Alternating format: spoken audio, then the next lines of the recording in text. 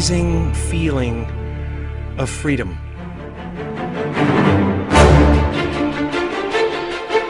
I saw that I was bigger than what I do. I was bigger than my body. I was everything and everyone. Where one is able to understand that this body is simply a garment, just as we change clothes from day to day, that the body is simply being used by the soul. And as I looked ahead, there was this pure white light. It was whiter than the whitest snow and brighter than 10,000 suns ahead. I could look right at it, and it was compelling. It was compelling. It was compelling.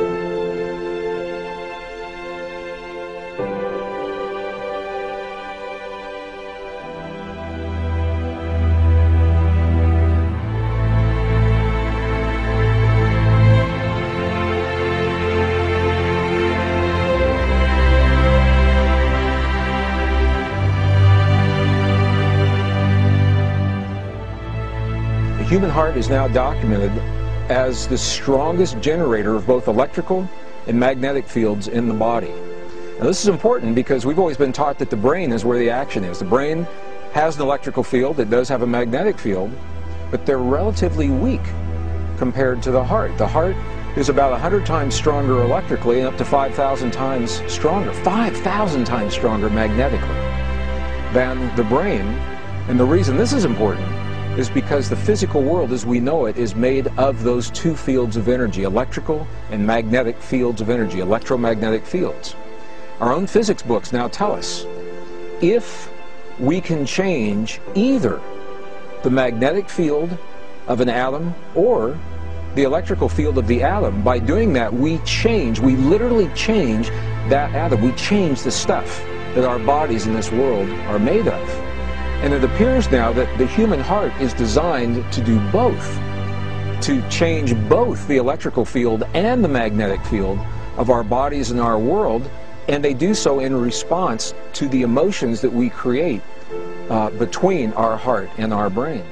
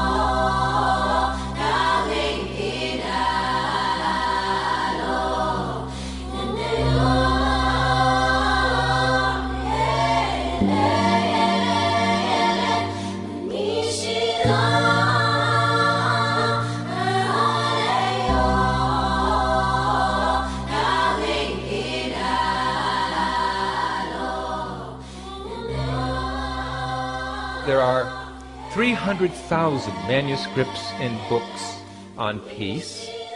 Each of these books and manuscripts have been read by an average 3 people, including the author and the publisher. Well, who wants to read another book, about peace? We want to create peace. It is an actual science of peace. Because the field of consciousness is the field of unity, field of bliss, field of peace.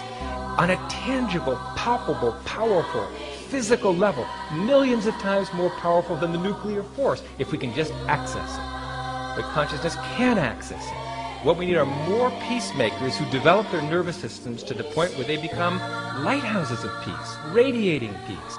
Peace, peace, peace.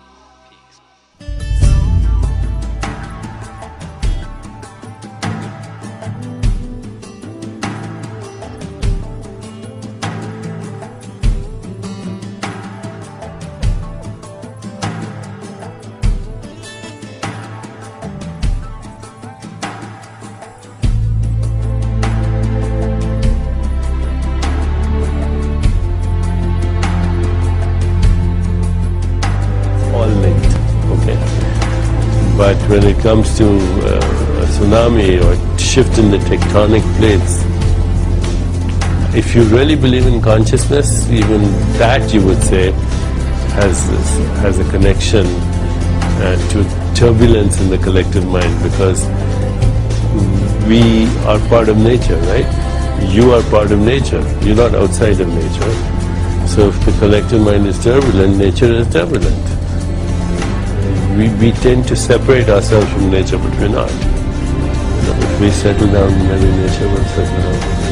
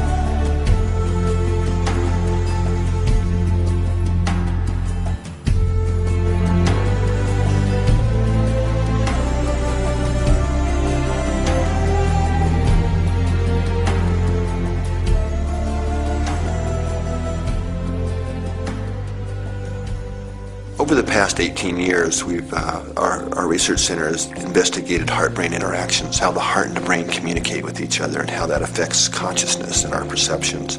One of the things we identified in our research was the state we now call coherence. And what we found was that when we're feeling positive emotions, like we're really appreciating the sunset, or really feeling love or compassion or care for someone, that the heart beats out a very different message. The heart generates by far the largest rhythmic electromagnetic field produced in the body. And what we've now found is that if we look at the spectrum analysis of the magnetic field radiated by the heart, that emotional information is actually encoded and modulating into those fields. So by learning to shift our emotions, that's changing the information we're encoding into the magnetic fields radiated by the heart, and that can impact those around us. We are fundamentally and deeply interconnected with each other and the planet itself, and what we do individually really does count and matters.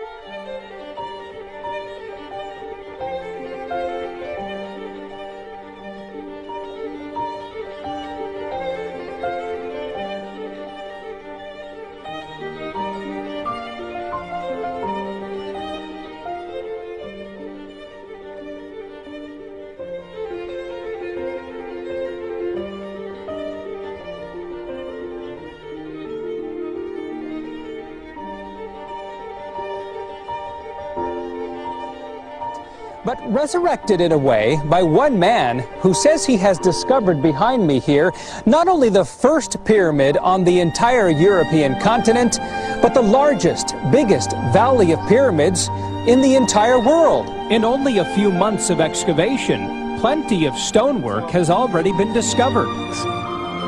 Samir used satellite, thermal, and topography analysis on tens of thousands of hills in his search for pyramids. Instead of thousands of hills, we found 9 of them. 5 of them being located in this valley. You have perfect geometry and you have cardinal points. Once I saw that a year and a half ago, I immediately knew that this is not a naturally made hill, but man-made.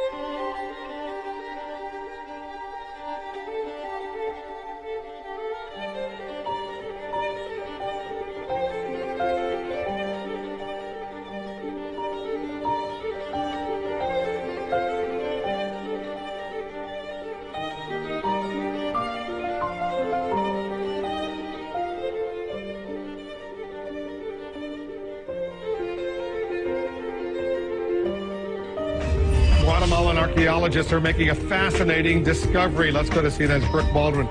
She traveled to Mirador and came back with an amazing story. Brooke, tell our viewers what's going on. Wolf, I think I'm officially an archaeology geek. Our CNN crew, we're the first TV camera actually in the world to shoot the face of what may be the world's largest pyramid by volume. This pyramid, it is covered by the canopy of the jungle. It is currently facing several threats.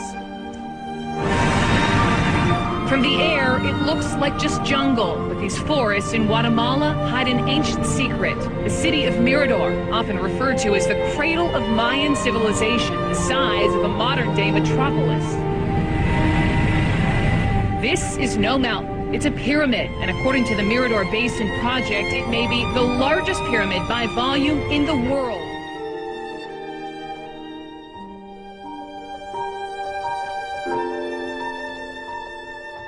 At the very end of the Japanese archipelago lies Yonaguni, shrouded in mist and mystery. Several meters beneath the surface lies one of the world's greatest mysteries, a place that could quite literally rewrite human history. No one can be entirely sure what's down there, but many experts are convinced it's the remains of a vast and ancient underwater city, a lost civilization, a Japanese Atlantis.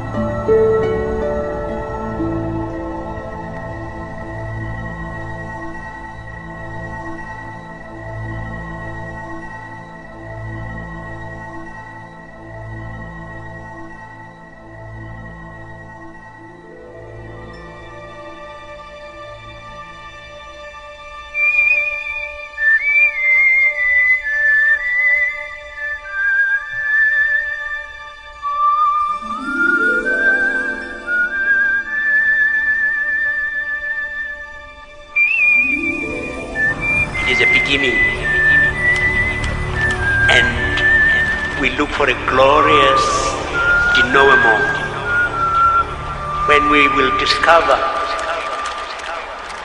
that we are actually members of one family.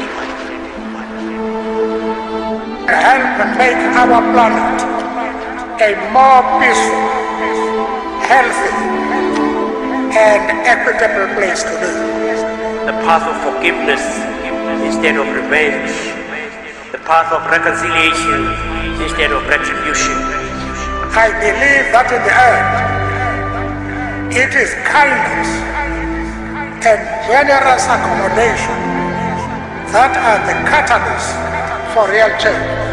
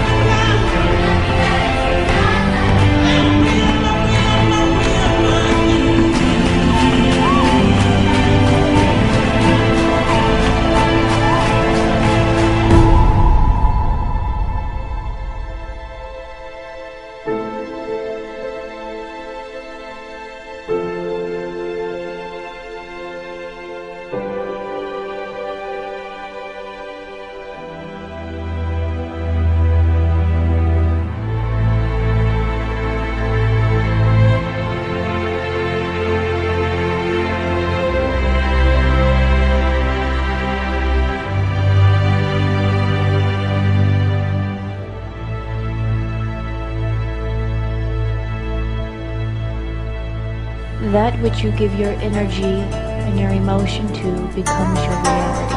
It is every human's gift. Whatever you give your emotion to becomes reality for you.